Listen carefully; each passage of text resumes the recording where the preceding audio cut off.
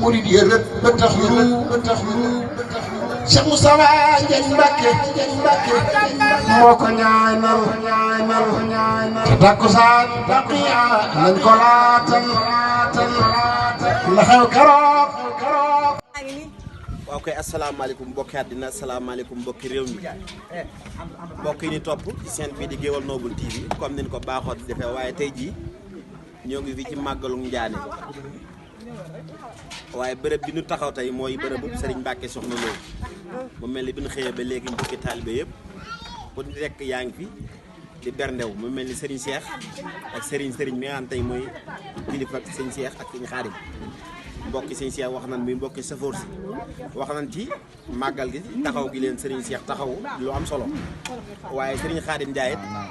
mbokk yi xaritam yëpp àndandoo daan dal ñëw ca dalam mu berndeel leen ngir jëmmi Serigne Dame Ndiané bokk ci nag njabootu Serigne Mbacké Soxna Lo waaye tey ji nag ñu nekk fii tey buñ bernde woo ñu waral bernde gi mooy soxna yi mbokki soxna yi ñu def seen waal bu baax def lu baax ñëw ci bis bi ngir gani Xaadim ak gani Serigne ak gani Serigne Cheikh mën a siggi ak soxna Kala Ndiaye mi nga xam tey di jigéen gu baax tey ji mbokk yi di Gueweul Noble TV nag ñu baaxoo ñëw ne ci saa su ne rek màggal ko xew tey ñoo ngi fii nag ñu nar a ànd ak soxna Ndeye muy wax ci kàddu jigéen ñi ci yëg-yëg ak màggal kon bismillah. Asalaamaaleykum wa rahmatulah. sant nañ leen di leen gërëm. di kontaan lool ci bis bi. waaw ñu ngi leen sant bu baax sant Cheikh Ndiaye mooy borom kër Cheikh Ndiaw xale yi ñëpp ñun Khadim Ndiaye ñu ngi sant ñëpp di gërëm ñëpp ku lim juum xale yi daal kontaan nañ trop dara maa ngi ko si bis bi wax dëgg yàlla jiital nañ ma xeebuñu ma dara nag lu ma def noonu la lu ma wax noonu la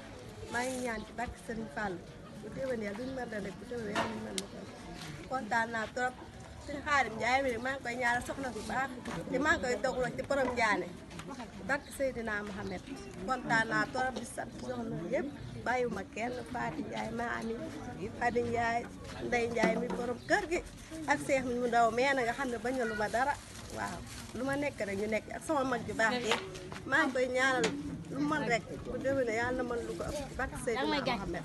kontaan naa trop damaa mënut a wax na ak sama mag ju baax yéen a taxaw di ma xool te bëgg a assisté ak seegu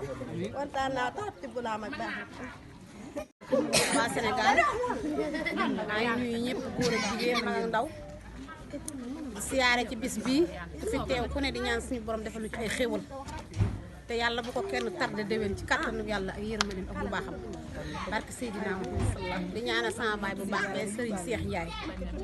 di ñaanal soxna Ami Diaw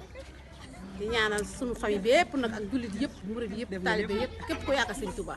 te teew ci bis bi maa ngi ñaan sama borom defal lu ci wér ak xéwal teew ko déwén yu bari di ñaan sama rakk yi yàlla mi nga xamante ne segam cër bu ñu ma jox bu ne mag nit mënut a mag lu ko féete maa ngi leen di dogal di leen ñaanal lu ñu mën ren yàlla nañu mënte ne waral fuuf ndax bañu lu ñu ma dara fu ma ne fekk nañu ma faak sama lépp sama dara tumburanke sama dara balaa li sëñ barke Alaaji Fallu may ñaan nag ci sëñ Fallu mi nga xam ne aw ma lu dul moom te duma ko yemaleeg lenn sëñ Fallooy sama lépp dogu naa ko ci bis bii yàlla nañ dem ca kaw ca kanam ci kattanu yàlla ak yërmande ak mbaaxam ak suñu famille ñëpp laa koy yéene waale bàyyiwuma kenn góor a jigéen di gërëm sama jeeg bu baax bii ci kër gii nga xam ne mooy daw daru suñu jàqee daw daru bu ñu tiitee daw daru barke Serigne Touba Mbacké laa la wax di ñaan keneen ku ñëw yàlla na nga mel ni moom te topp ci moom ngeen sokkooloo ne asamaan ak suuf barke Seydina Muhammad sallallahu ak Serigne Fallou saa waaj di ñaan na Kala Ndiaye mii nag balaa déwénam am